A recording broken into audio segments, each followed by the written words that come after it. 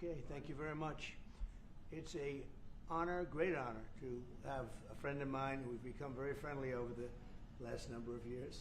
We knew each other before, but Mark is the head of NATO, Mark Rutte, Secretary General of NATO, highly respected by everybody that knows him, but in particular the European countries. They have great reliance on him, and he's done a fantastic job. And we had a tremendous meeting, I guess it's about a month ago, and I think Mark will tell you that it was really perhaps more important the date of November 5th. That was the election day. Maybe that was the most important, because we made tremendous progress together. And one of the reasons that you're here today is to hear that we are very unhappy, I am, with Russia. But we'll discuss that maybe a different day. But we're very, very unhappy with them, and we're going to be doing very severe tariffs if we don't have a deal in 50 days. Tariffs at about 100%. You'd call them secondary tariffs. You know what that means. But today we're going to talk about something else. And as you know, we've spent $350 billion approximately on this war with Russia and Ukraine, and would like to see it end. It wasn't my war, it was Biden's war. It's not my war. I'm trying to get you out of it. And we want to see it end. And I'm disappointed in President Putin, because I thought we would have had a deal 2 months ago, but it doesn't seem to get there. So based on that, we're going to be doing secondary tariffs if we don't have a deal in 50 days. It's very simple. And they'll be at 100%. And that's the way it is. That can be more simple. It's just the way it is. I hope we don't have to do it. But regardless, we are going to be we make the greatest military equipment in the world, whether it's missiles. You saw that recently in Iran, the way those planes flew in. They hit every single, 14 bombs hit every target. Then you had the helicopters shoot a total of 30 bombs, 30 missiles, and they hit every single, Marco, is that right? Every single, Pete? Every single target. And it was, I guess, on a scale of 0 to 10, they say it was about a 15.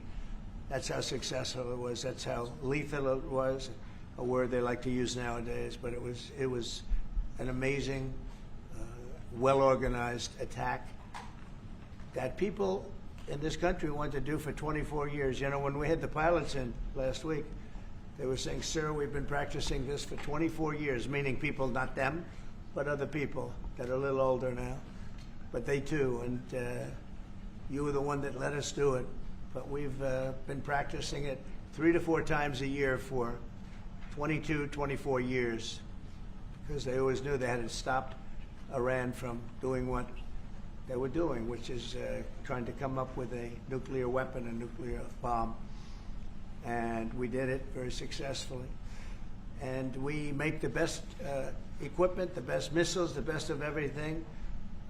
The European nations know that. And we've made a deal today, and I'm going to have Mark speak about it, but we've made a deal today where we are going to be sending them weapons, and they're going to be paying for them. The United States will not be having any payment made. We are not buying it, but we will manufacture it, and they're going to be paying for it. Our last meeting of a month ago was very successful in that they agreed to 5%, which is more than $1 trillion a year, so they have a lot of money. And these are wealthy nations. They have a lot of money, and they want to do it. They feel very strongly about it, and we feel strongly about it, too. But we're in for a lot of money, and we don't want to do anymore, and we can't. But we make the best, and we're going to be sending the best to NATO, and in some cases to maybe, at Mark's suggestion, if we go to Germany, where they're going to send early on missiles, and they'll be replaced, and NATO's going to take care of it. It's going to be coordinated by NATO, and they're going to work very much with Matt Whitaker, who's right here, who's a great ambassador, and Matt's going to be coordinating. You better do a good job, Matt. I will. But Matt's going to coordinate. He's a very talented guy. He's going to coordinate everything. So in a nutshell, we're going to make top-of-the-line weapons, and they'll be sent to NATO. NATO may choose to have certain of them sent to other countries where we can get a little additional speed, where the country will release something, and it'll be mostly in the form of a replacement. And I'd like to have Mark, and again, just a highly respected, pretty young guy, pretty young guy for having had the career that he's had, because he had an amazing career before going to NATO. So we spent a lot of time together over the last couple of months. And if you could say a few words. Absolutely. Thank you. No, Mr. President, dear Donald, this is really big. This is really big. You called me on Thursday that you had taken a decision. And the decision is that you want Ukraine what it needs to have to maintain, to be able to defend itself against Russia, but you don't want Europeans to pay for it, which is totally logical. And this is building on the tremendous success of the NATO summit. The 5%, but also the decision to keep Ukraine strong and the decision to increase our defense industrial production. So based on that, that was Europe stepping up. This is again Europeans stepping up. So I've been in contact with many countries. I can tell you that at this moment, Germany massively, but also Finland and Denmark and Sweden and Norway, the United Kingdom, the Netherlands, Canada, they all want to be part of this. And this is only the first wave. There will be more. So what we will do is work through the NATO systems to make sure that we know what Ukrainians need, so that we can make packages. Of course, in a way, we discussed it this morning with Pete Hegseth at the Pentagon, in a way that, of course, the US will keep on its stockpiles necessary to defend this country. That's absolutely clear. But it will mean that Ukraine can get its hands on really massive numbers of military equipment, both for air defense, but also missiles, ammunition, etc., etc. So if I was Vladimir Putin today and hear you speaking about what you are planning to do in 50 days, and this announcement, I would reconsider whether I should not take negotiations about Ukraine more seriously than I was doing at the moment, if I was Vladimir Putin. But when I'm Ukraine, I think this is really great news for them. So I really want to thank you for that, and it means the Europeans paying for it. And again, I mentioned all these countries, we will deal with that. And exactly as you said, it might also mean that countries will move equipment fast into Ukraine, and then the US later backfilling it, because speed is of the essence here. So really, thank you. This is important. You did a great job. It's a really great job. We've been very successful in settling wars. You have India, Pakistan, you have Rwanda and the Congo. That was going on for 30 years. India, by the way, and Pakistan would have been a nuclear war within another week, the way that was going. That was going very badly. And we did that through trade.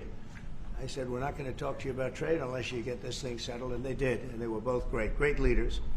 And they were great. But Rwanda and the Congo, that was going on for 30 years.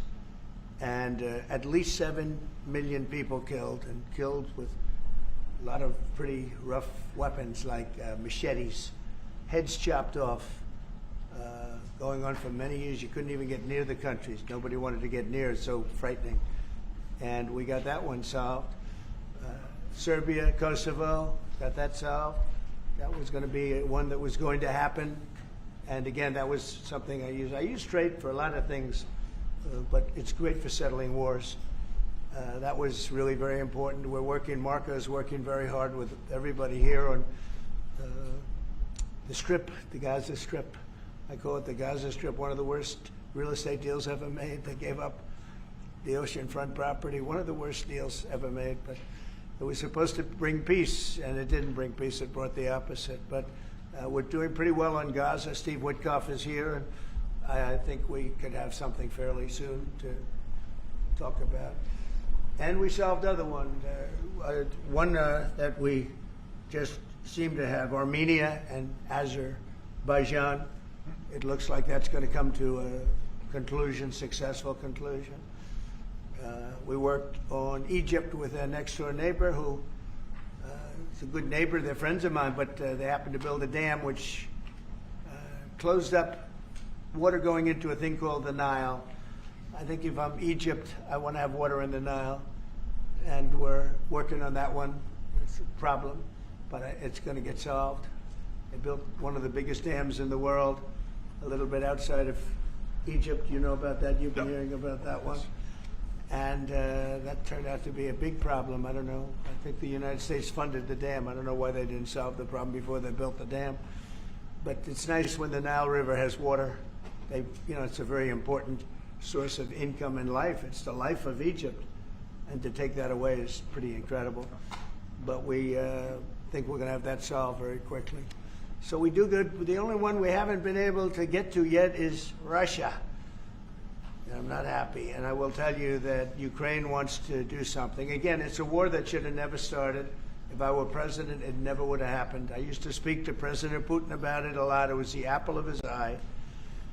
But once I saw what was going on, I said, you know, they're gonna have a war here. I was outside.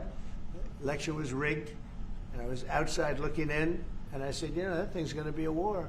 Couldn't believe it. Because what Biden said was the exact opposite of what should have been said. And it started, and it's a real mess. We're losing, I guess they're losing 5,000 or 6,000 people a day. It's actually now more. I was saying 5,000 a day. It's actually more now. Mostly soldiers, but a lot of people in cities and towns that are getting blown up too. It's a horrible war, and it should be stopped. And so if it's not done, if we don't have an agreement in 50 days, that's what we're doing. Secondary tariffs, and they're biting. And I hope we don't get to the point where we do, but I've been hearing so much talk. It's all talk. It's all talk, and then missiles go into Kiev and kill 60 people. It's got to stop. It's got to stop.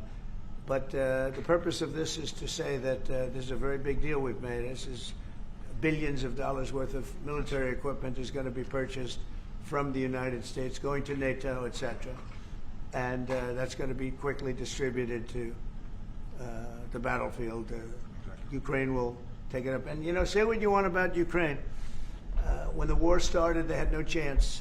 And they still would have had no chance if the equipment, they had the best equipment, because we do make the best planes and missiles, and we make the best military equipment in the world by far.